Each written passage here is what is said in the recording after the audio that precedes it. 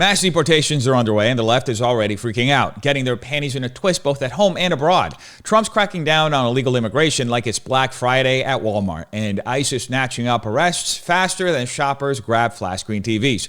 Meanwhile, the media and activists are sobbing louder than a toddler denied candy at the checkout aisle, desperately trying to spin border enforcement into some dystopian nightmare. But here's the kicker. Most Americans are totally fine with it. Turns out protecting the border is a lot less scary than the left's doom and gloom headlines. Down in Latin America, their socialist leaders are panicking like they've just realized the Wi-Fi is down. Colombia's Gustavo Petro tried to pull a tough guy routine, but got absolutely wrecked within a few hours. Honduras is using the deportations as an opportunity to shake down Uncle Sam for some cash. And Brazil, they're cranking up the propaganda machine, playing a victim louder than a bad karaoke singer. It's chaos, opportunism, and Trump's got them all scrambling like kids caught cheating on a test. Sit tight. This is about to get wild. Starting with Honduras, where President Xiomara Castro is trying to turn Trump's mass deportation policy into a mix of a bargaining chip and her own political theater. Faced with the looming return of nearly 280,000 undocumented Hondurans, Castro's decided her best play is to throw Soto Cano Air Base, home to Joint Task Force Bravo and a staple of U.S. anti-narcotic operations since the 1980s, into the spotlight. She claims that if Trump follows through with mass deportations, the base loses all reason to exist. Bold words for a country that relies on U.S. aid and remittances like a college kid relies on ramen noodles. This isn't exactly the power move she thinks it is. It's more like threatening to unplug your landlord's Wi-Fi while you're 6 months behind on rent. Now let's talk about remittances, because they are the lifeblood of Honduras' economy. In 2024, these totaled a jaw-dropping $9.6 billion, more than a quarter of the country's GDP. Nearly 2 million Hondurans live in the U.S., and about half are undocumented. So when Trump ramps up deportations, Honduras doesn't just lose people, it loses cash flow. Imagine trying to run a country where 25% of your income suddenly evaporates. To soften the blow, Castro announced the Brother Come Home program, promising deportees monetary bonuses, food aid, and jobs. Sounds nice, right? Except there's no budget, no timeline, and no explanation of how they'll pay for it. This isn't a solution, it's a political band-aid on a bullet wound. Critics are rightly skeptical, pointing out that Honduras can't even manage its current crises, let alone handle a mass influx of returning citizens. Now about that military base. Castro's threat to kick out U.S. troops is like a teenager threatening to run away from home. With no car, no money, and nowhere to go. Soto Cano isn't just vital to U.S. operations, it also pumps money into the local economy, supporting jobs and businesses that rely on the base. Pulling the plug on that would be economic self-sabotage. Now, Castro's opponents have been quick to roast her over this, calling it reckless. As one critic put it, if the U.S. decides to close a tap on the $30 million that they come into the country daily from remittances, it would kill us with hunger. Translation, Castro is playing a dangerous game of chicken while driving a car with no gas. And let's not forget how Honduras got here. The country hasn't exactly gone out of its way to stop migration. Those infamous migrant caravans, they don't leave the country with much interference, leading critics to accuse Honduras of basically waving them out the door. It's not hard to see why. The government benefits from having its citizens abroad, sending back millions in remittances while taking pressure off the country's limited resources. But the real kicker, some political factions in Honduras have reportedly used these caravans as political theater, leveraging the humanitarian crisis for international aid. It's like using a house fire to negotiate a better insurance payout. And then there's a question of Honduras emptying its prisons and sending criminals to the U.S. While there's no solid evidence of a coordinated effort, the government's inability to control gang violence and corruption means criminal elements are definitely part of the migration flow.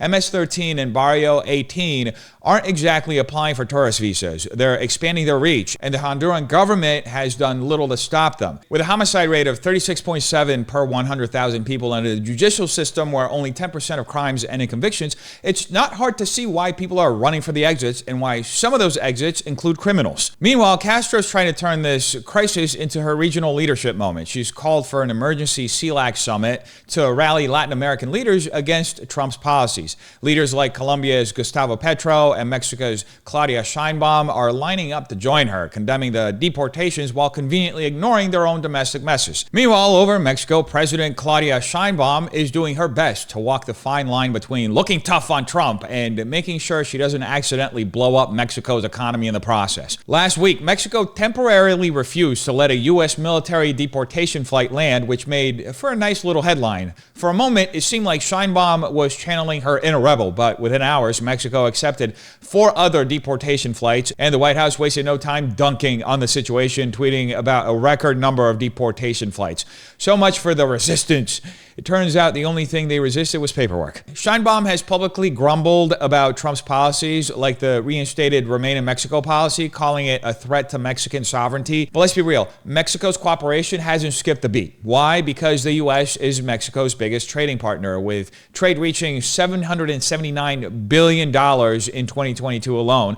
Trump's 25% tariff threat is the economic equivalent of holding a hammer over Mexico's piggy bank, and the Bank of Mexico estimates those tariffs could shrink their GDP by 1%. Sheinbaum knows her economy isn't built to withstand that kind of hit. Now, on the U.S. side, Trump's mass deportation plan is full steam ahead. Within days of taking office, he declared a national emergency, sent 1,500 troops to key border areas, and started using military aircraft to speed up deportations.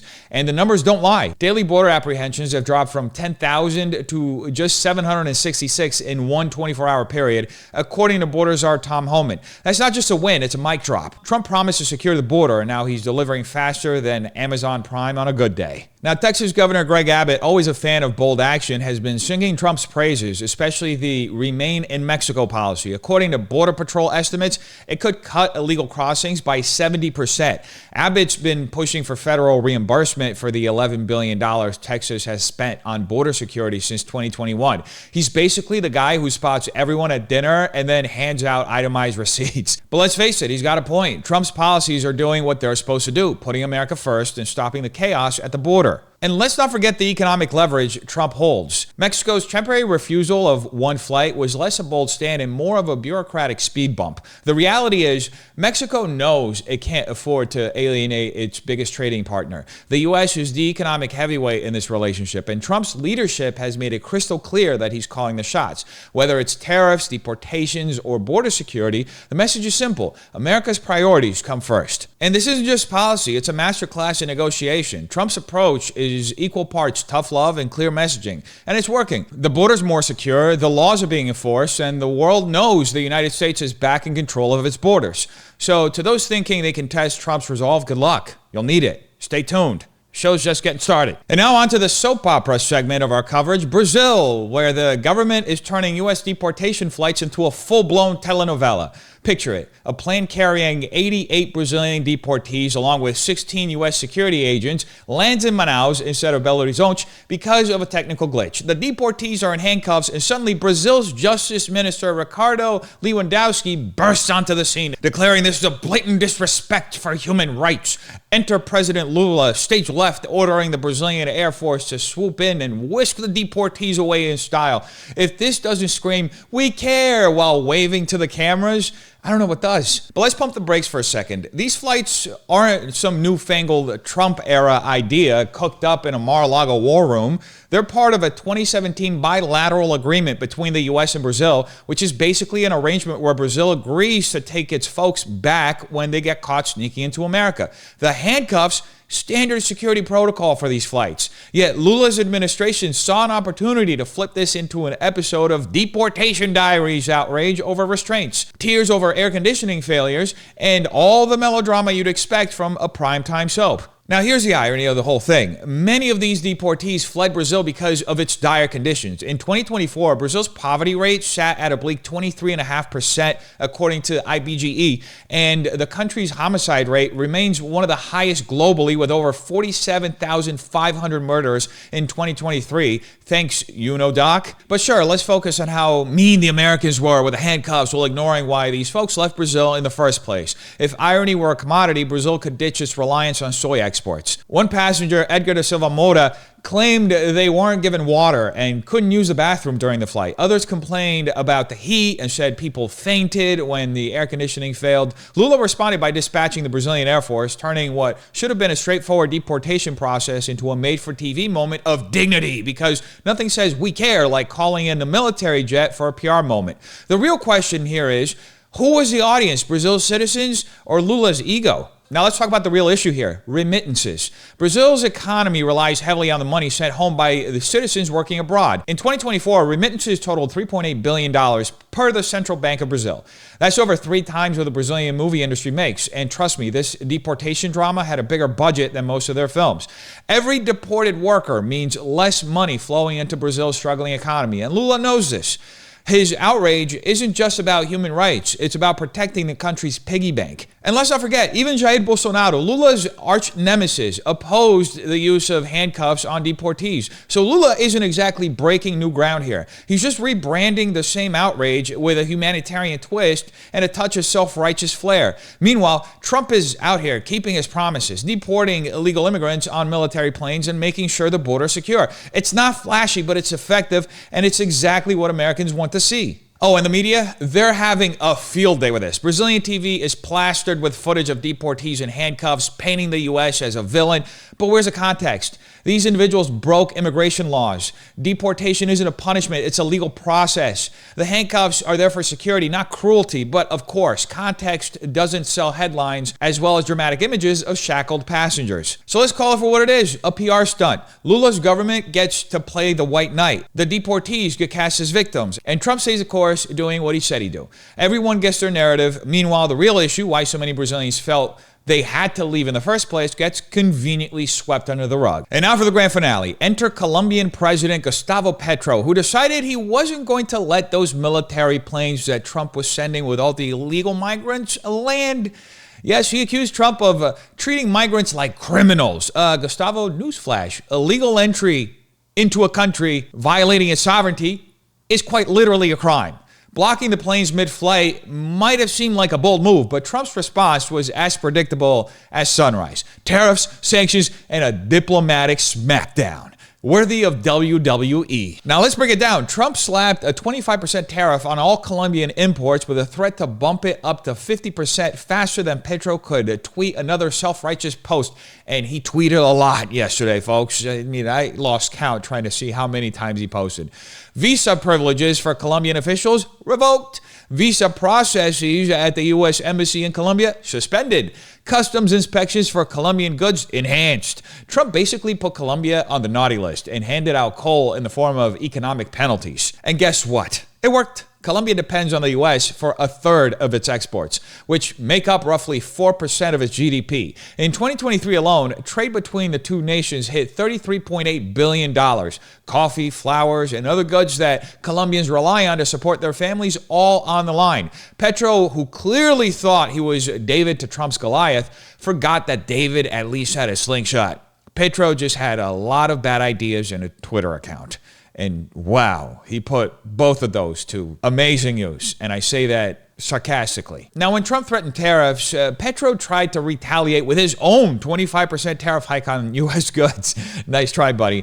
Trump's administration doubled down, and Petro folded faster than a cheap lawn chair. By Sunday night, Colombia announced they had agreed to all of the president's terms. That's right, all of them. They even threw in their presidential plane as a bonus, offering to help deportees return home in style, or at least without handcuffs. So let's talk about Petro's so-called dignity. Sure, he blocked the planes and tweeted about human rights and a whole bunch of other virtue signaling type of stuff that leftists love to pay lip service to, but realistically are only using for optics. But let's not pretend this wasn't a desperate attempt to look tough from Petro. Colombia had already accepted 475 deportation flights from the U.S. between 2020 and 2024. Blocking a couple of planes wasn't a stand for dignity. It was political theater, kind of like Brazil. And Trump, he didn't just call his bluff. He raised the stakes and won the pot. And if there's one person who would know how to do that, it's Trump. I mean, the man owns casinos. And the cherry on top, Trump used this episode as a warning to other countries. Cooperate with U.S. immigration policies or face the wrath of tariffs and sanctions. Colombia got the message loud and clear, and so did everyone else. Trump walked away with a win, proving once again that he plays hardball and he plays to win. So what's the moral of the story? Don't mess with Trump unless you're ready to lose. Petro tried to play hero, but Trump reminded him and the world who's really holding the cards.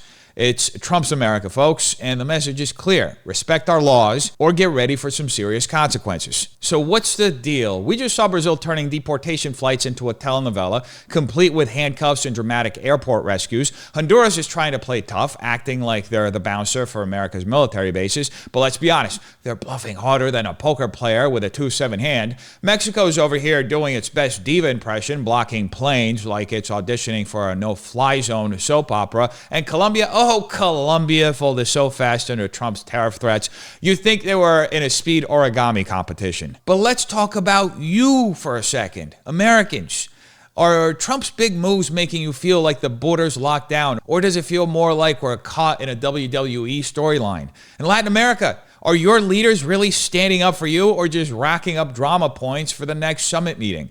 Are these standoffs fixing anything, or are we just watching the geopolitical equivalent of a reality TV show, minus the roses and with way more handcuffs? Personally, I think Trump's policies and moves have been extremely effective, and if anything, they've exposed the disgusting hypocrisy of all these leftist leaders who have basically taken over the majority of the Latin American continent. It's actually amazing to see how many countries have elected literally the worst leaders you could elect. Anyway, you tell me what you think in the comments down below. Hope you have a terrific day. Peace.